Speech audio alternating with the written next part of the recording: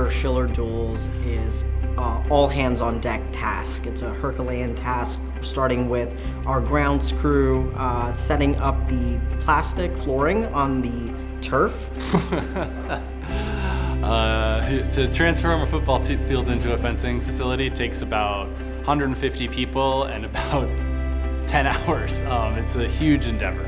We get to bring in anywhere between 14 to 16 NCAA programs, and on 25 strips overlooking Lake Michigan. It's one of the best venues that we could ever ask for fencing, all while getting that energy of the fencers competing and really having one of the best experiences in college fencing. So this year we decided to take our home meet, the historically called Northwestern Duals, and rename it Schiller Duals in Laurie's honor.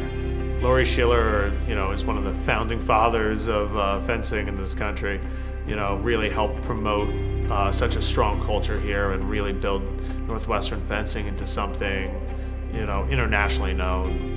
And I think that's part of Laurie's legacy, is just the impact on not just this team and the athletes who've come through Northwestern, but the sport of fencing as a whole.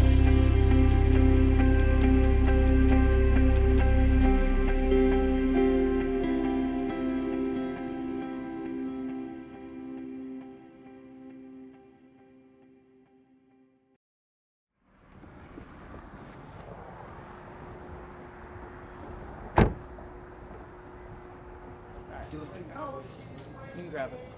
Good.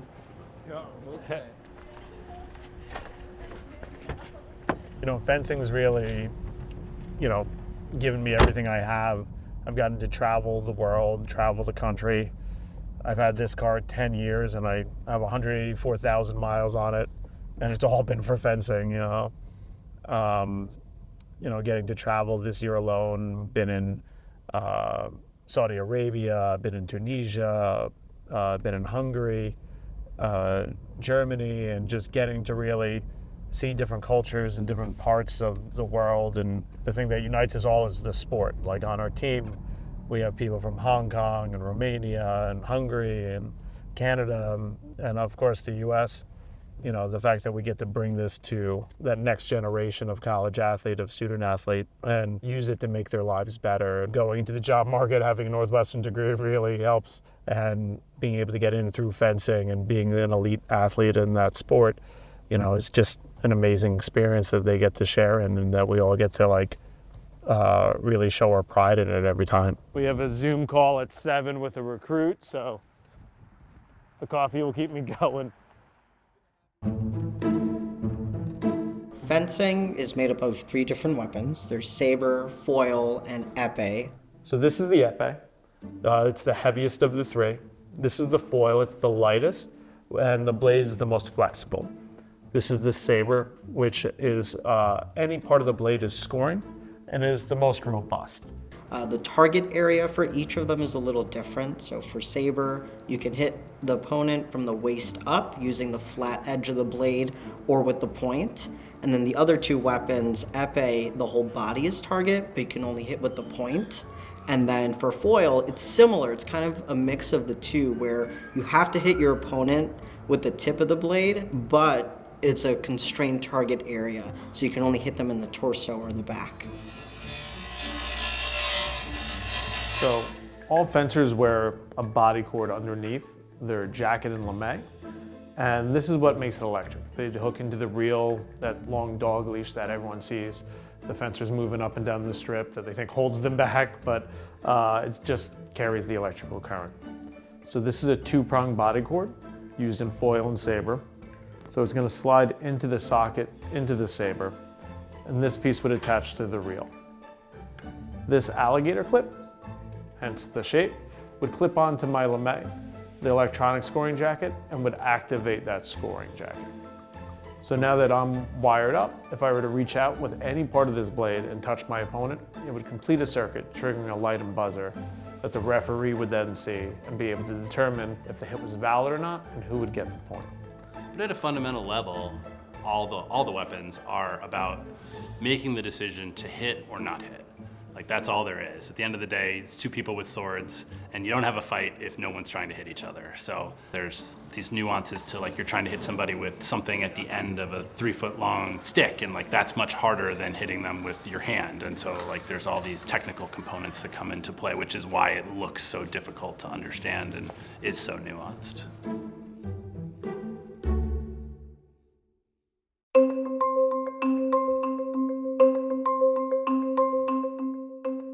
Hi, I'm Laurie Schiller.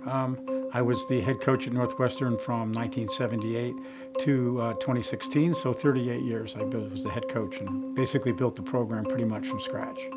In the summer of 1978, the person that was coaching the little club team, Charlotte Remenick, took a job as women's coach at Ohio State, and she asked me if I would take over. So we were literally 1 year as a varsity club there, so they signed the papers for us to go to NCAAs, but that was basically a club sport.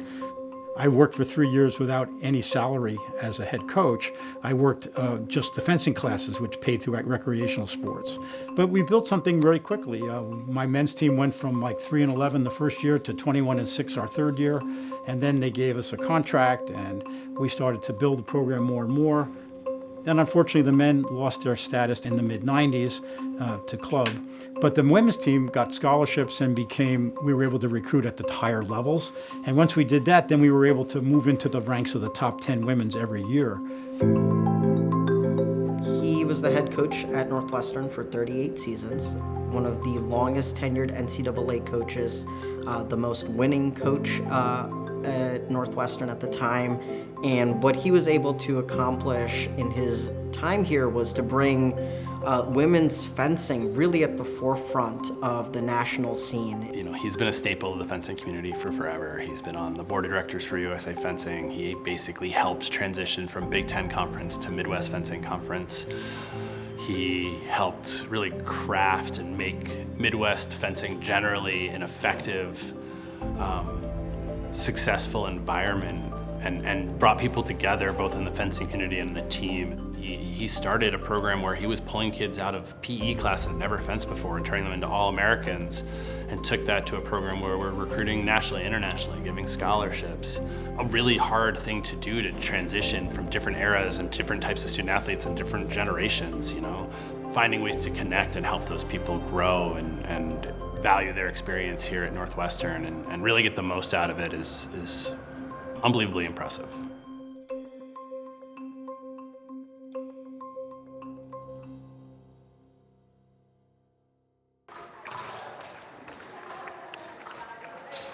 So we're going to do a similar activity that we did actually the same activity we did last quarter, right? So you're going to fence another team. So I'm going to use you two as an example, right? So whoever hooks up first, so let's say it's Hannah and Asha fence.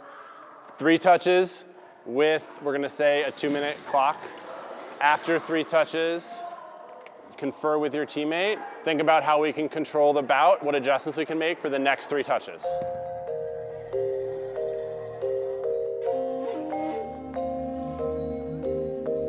What describes Northwestern fencing is we have a high commitment to excellence. You know, every day we're constantly pushing each other to find that next step in evolution. There's that constant discussion amongst each other of what can we do next? What can we do to take that next step forward? And how do we do it together? I felt like in the first period you were forcing too much. That was over in 30 seconds. The team definitely has the best dynamics out there in the collegiate fencing space. Everyone here is here because they want to get better. They have to force it deeper and then you have more control for the repost. But because you parried it when the blade was here, yeah, and I was and then you're trying to get around that angle, they have the same amount of time to release. We have a weekly quote and then a weekly prompt to give feedback. And that kind of encourages us to reflect a lot on our fencing, our culture, and what others around us are doing. And all of that, I think that growth mindset that the coaches try to install in us. Thinking about the things intentionally that we're going to work on. So this year we've started writing down before our practice and after practice what we want to work on. And I think what uplifts us the most is communication within our team. So it's a little bit surprising that most of the learning that I'm getting isn't from drills or, countless hours of practice. It's actually talking to my teammates and seeing from their perspective what we can all collectively work on. Being able to talk to your teammates is also a really important aspect of practice here. If we were all just closed off in our individual, little worlds and we couldn't really talk to each other and we were too competitive with each other, I don't think we would be growing at the rate that we are. So what do you think Anna changed? She's like pushing, or not pushing, like instead of just going back, she's counter prepping more, like attacking more into Karen. And because Karen's always prepping. Right. And then Anna's like attacking into it. So I would suggest the big thing that she changed is basically Karen has been doing making compound attacks. And before Anna was just throwing, and now she made those simple attacks in, and so it catches Karen. I think Zach places a big emphasis on a supportive team culture, and we all work really hard to maintain that. I know that I can count on every single person on the team, all 30 people. Every day coming into practice, I know I'll see my teammates there and they'll be right there with me. During tournaments, if I'm having a bad day or someone else is having a bad day, I know that we can all rely on each other. Yeah, I feel like all of the work we put in outside, we'll do team bondings and we'll do check-ins at practice and just little interactions outside of the strip. All of these things kind of build up to we do them for being closer in competitions. And in competitions, I definitely feel like I have my whole team behind me. They're all standing up and cheering and giving me advice and making sure I have everything I need to perform my best. Good job today. Good energy, good focus. A couple of things that are really important to take away from today, right? So how can we work together to create better tactical plans? But also I tried to kind of pair you with someone whose fencing is at least adjacent to yours, right? And how can I take some of the things that I heard from my partner and either help improve my fencing or use that to help me solve a different problem or fence against a different type of person, okay? All right, bring it in. Juju. Where is she? Oh. Here. Count on 3. 1, 2, 3, pass!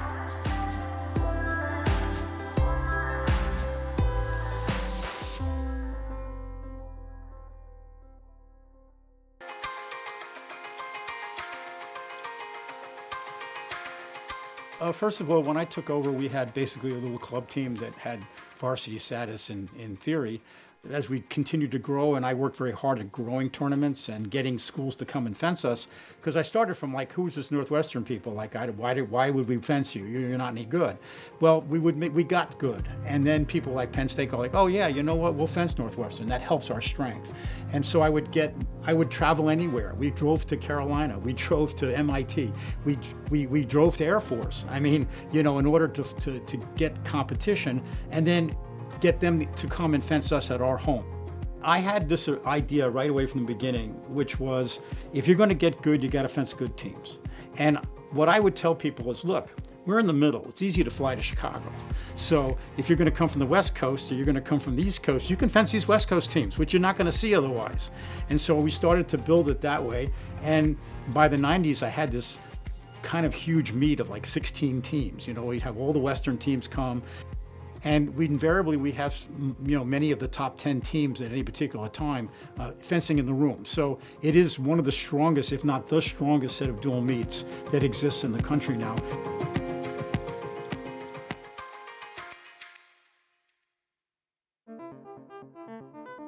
The Schiller Duals has evolved a lot over the last couple of decades of Northwestern fencing. All of our meets were in Patton originally, and then remember Patton's a 1939 gym, so it's not the most modern facility.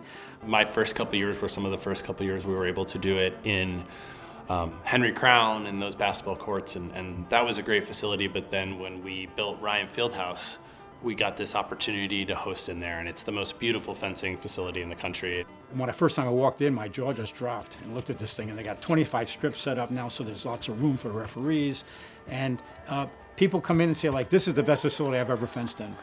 The Schiller Duals is one of the largest NCAA competitions for fencing in the country. We have the most space. The fact that all of athletics in the field house gets shut down for about 3 days for a fencing meet is unheard of in college sports. We fenced in a lot of cramped little places, and this place is beautiful with the views it has, but the size of the venue.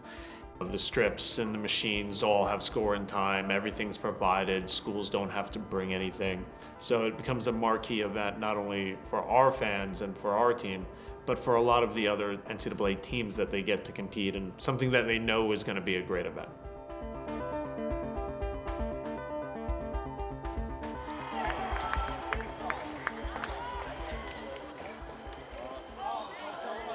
I mic'd, so it's like a gold medal match, you know, for an act. So I don't swear or anything, please. So what? Don't swear or anything, please. No swearing? No swearing. Well, I might have to card you if you swear anyway, but. All right, gentlemen, let's get this under the way. Thank you. Gentlemen, on guard, we have a red card on the right. On guard. Ready, fence.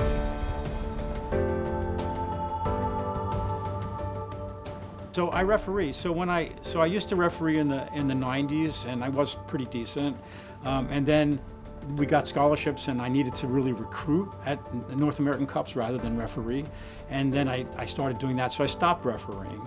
And I didn't start again until 2016 when I retired. That was a really nice bout, the last bout. I liked how he did that. Good tempo, good ideas. And what I did was I focused on epee, which is one of the 3 weapons. Ready, fence. And I got my rating from a lower level to the highest level. So now I'm what they call a National 1 or an N1 in epee, which means I can referee any bout at any level at the national, including the gold medal of the top level Olympics. Mr. Singha, you ready? Okay, straighten that out for me before we start. Okay. Some of these people are fencing Division 1. Well, I might have recruited them or we fenced against them, and I've known them for, since they were kids. You get to know these people, and then they continue on, a lot of them, and sometimes they come back and they're referees or they're coaches. If I just retired cold turkey, I wouldn't really see people. But this way I get to travel and see people at tournaments, and refereeing is nice because they hand you a clipboard, you referee, you give it back to the bout committee, you sit down. You don't have to run the tournaments anymore, you don't have to do all the coaching.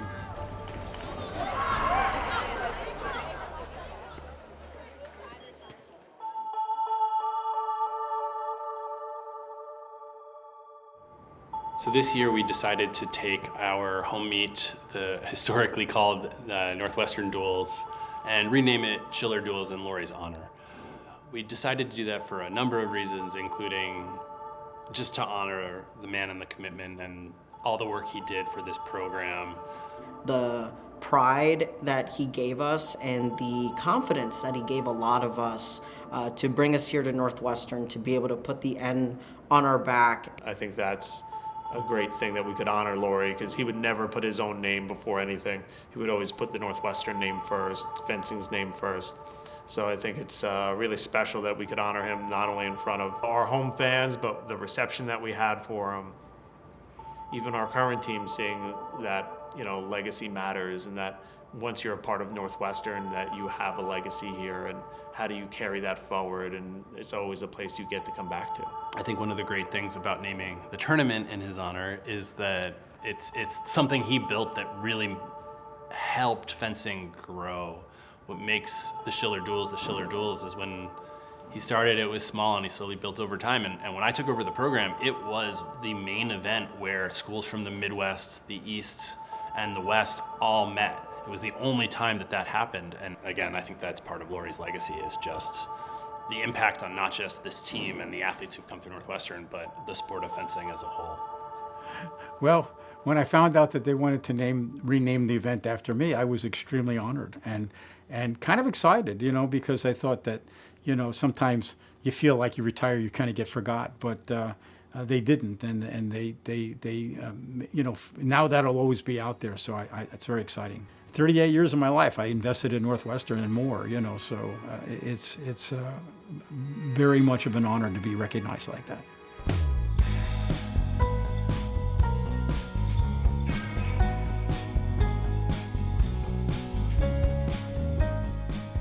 All right, cats, bounce back around, right? Same energy the whole day. Alas, winter has Let's get that energy going, right? Let's use each other. You guys supported each other great yesterday. Let's amp it up to 11 and really go out on fire today, right? Let's have some fun. To call forth a new day. Great job. Great patience. Great patience. Keep it open. Compress distance with blade first, yeah?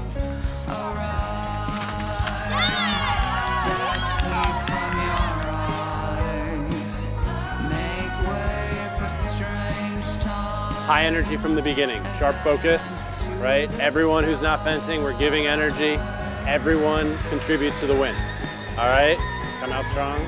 Come out fighting. Let's have some fun. Let's go.